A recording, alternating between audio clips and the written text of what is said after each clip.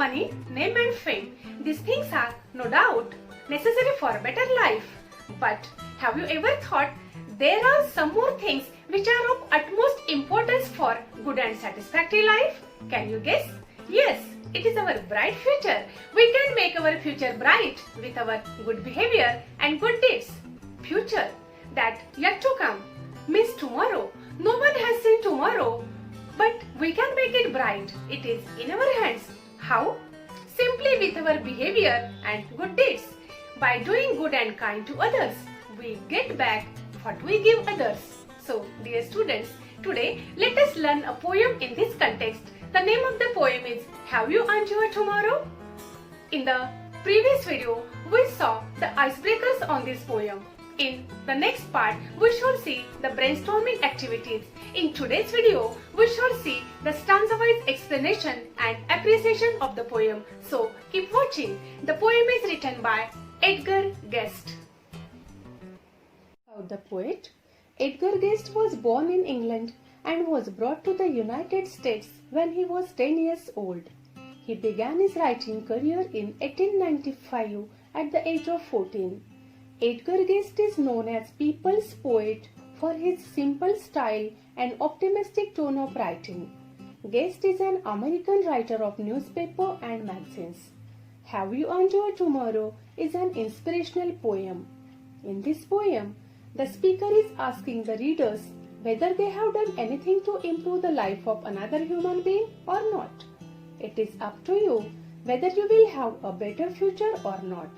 Therefore, one should consider one's actions and deeds carefully and plan accordingly for a better future. About the poem, the title itself is a question. The poem is full of questions and questions only, not expecting answers. The motto behind this is that the poet wants the readers to make them introspect.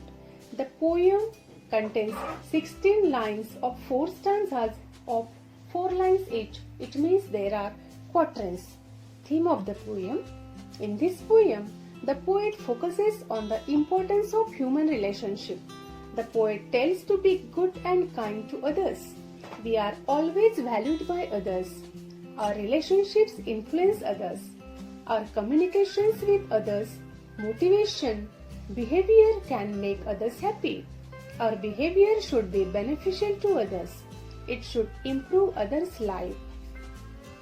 Now we shall see the stanza-wise explanation of the poem. First stanza. Is anybody happier because you passed his way? Does anyone remember that you spoke to him today? This day is almost over and its toiling time is through.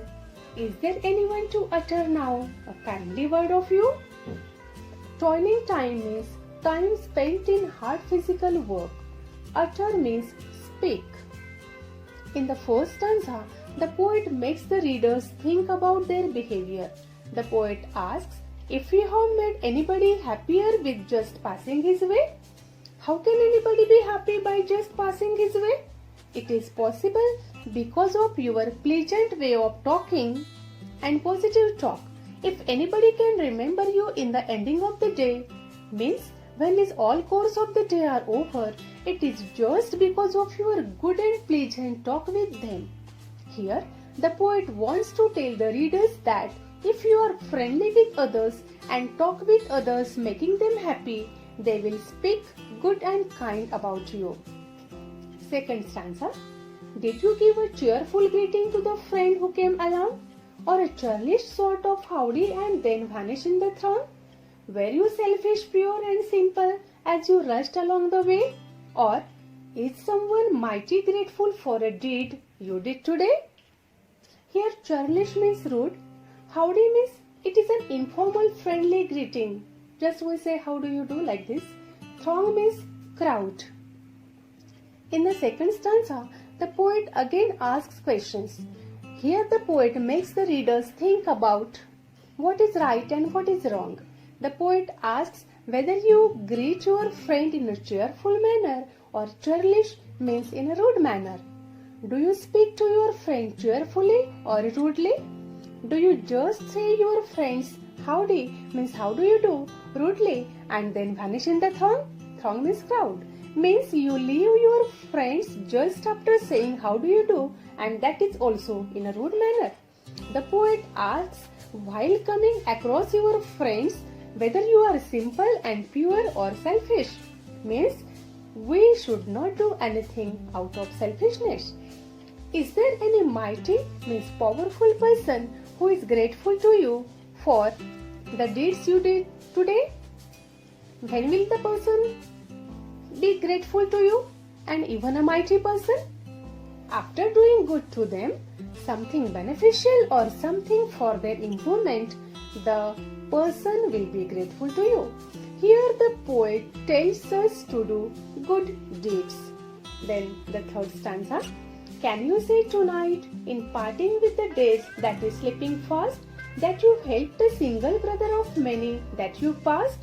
Is a single heart rejoicing over what you did or said?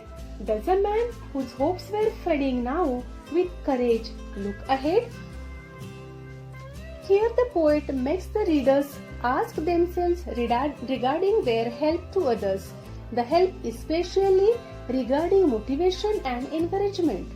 Here the poet asks the readers if they have helped anybody. The day is parting. Time is slipping fast. At night, when we look back, there should be some happy and satisfactory moments of helping others, at least one person a day. Here, the poet uses the word a single brother.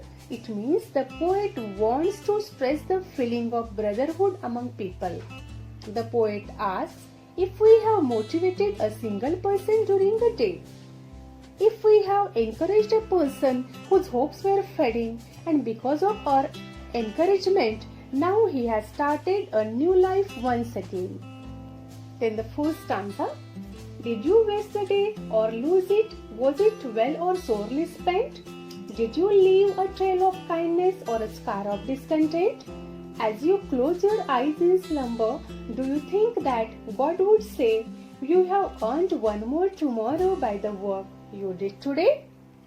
In the concluding stanza, the poet asks his main question. He connects this stanza with the previous stanzas. He asks the readers if they have earned one more tomorrow, means how they have done something to make their future bright. The poet asks if we have wasted our day or lost it. Was our day well spent or spent sorely, means uselessly? Wasting day means if we have done good deeds, our day is well spent. It will earn tomorrow for us.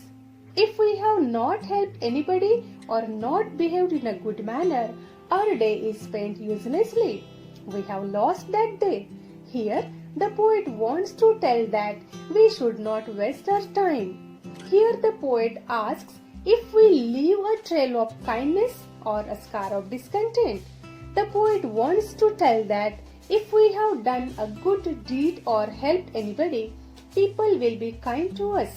If we spend our day without helping others, it is like the day that is wasted.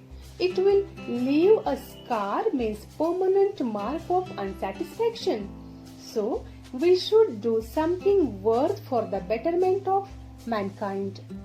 In the ending of the poem, the poet asks his main question, when we sleep at night, do you expect that God would say to you, have you earned tomorrow by your deeds?